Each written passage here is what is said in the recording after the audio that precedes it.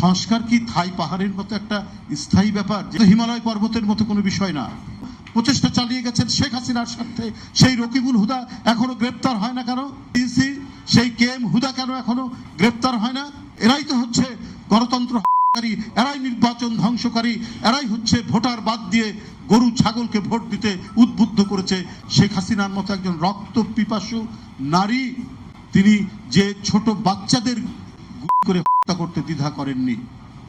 আজকে চারুকলার ছাত্ররা পহেলা বৈশাখে মুগ্ধের সেই যে পানির বোতল এত চমৎকার ভাবে তারা একটা প্রতীকী হিসেবে তুলে ধরেছে, আমার এতই ভালো লেগেছে, এত অনুপ্রাণিত হয়েছে।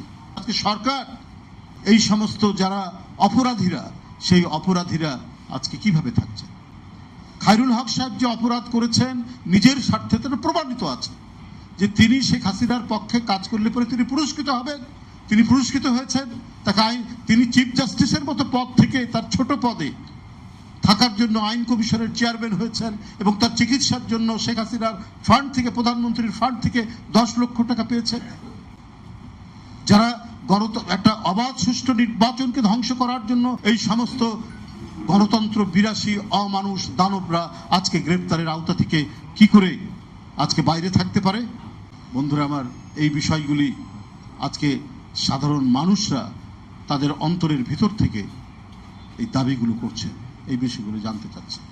এরা যদি আজকে শাস্তির আওতায় পড়তো, দেশের প্রচলিত যে আইন, এখন তো ফ্যাসিবাদ নেই, এখন তো আদালতে কেউ হস্তক্ষেপ করে না, এখন তো প্রশাসনের উপর কোনো হস্তক্ষেপ নেই, তাহলে এই অপরাধীরা কেন, যারা হচ্ছে মূল অপরাধী, যাদের কারণে আজ 15 বছর 16 বছর তাকে যারা সহায়তা করেছে, তারা আজকে ধরাছোঁয়ার বাইরে?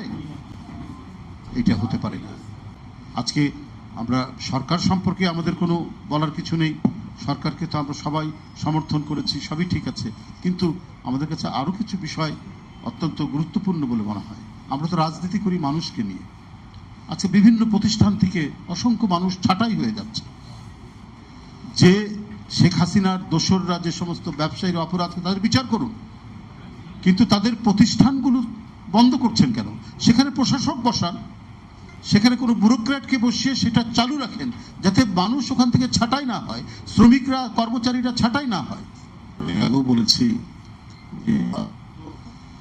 দ্রুত গতিতে আমরা জানার আগেও কে কোথায় অসুস্থ হয়ে আছেন, কে কোথায় আহত অবস্থায় কাতরাচ্ছেন, আমরা যারা দেশে থাকি আমাদের জানার আগে উনি জানতে পারেন, কারণ সার্বক্ষণিক তিনি এই বিষয়গুলোকে নিয়ে একটা ওয়াচডগের মতো, তার একটা তীক্ষ্ণ দৃষ্টি দেশের মধ্যে রয়েছে বলেই বিষয়গুলি জানতে পারেন। তো আজকে সেই ধারাবাহিকতায় সেই পতাকা নিয়েই একটি অনুষ্ঠান আমরা বিএনপি পরিবার করছেন, না হচ্ছে যারা ইতিমধ্যে পৃথিবী থেকে চলে গেছেন, সেই সমস্ত পরিবার এর পাশে দাঁড়ানোর জন্যই চেয়ারম্যান এই সংগঠনটি গড়ে তুলেছেন। আজকেও সেই রকম একটি পরিবার